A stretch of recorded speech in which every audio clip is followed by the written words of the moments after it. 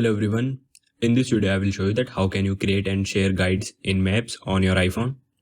So it's very simple, just open Maps on your iPhone. Now let's select any location and now here is option of more, just tap on it. Now the first option, add to guides, tap on it. If you are doing it first time you have to create a new guide, or if you have already created any guide then you can select that. Let's create a new guide and now I have to name this.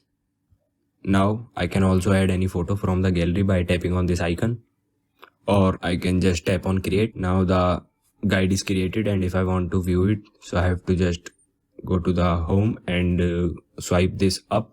Here in the section of my guides I can view this guide here, and if I want to share this to some of my friends then I have to just swipe it left and then click on share. I have to choose any platform or something. Let's select messages and then click on send. Now this guide is shared with my friend. So this is how you can create and share guides in Maps.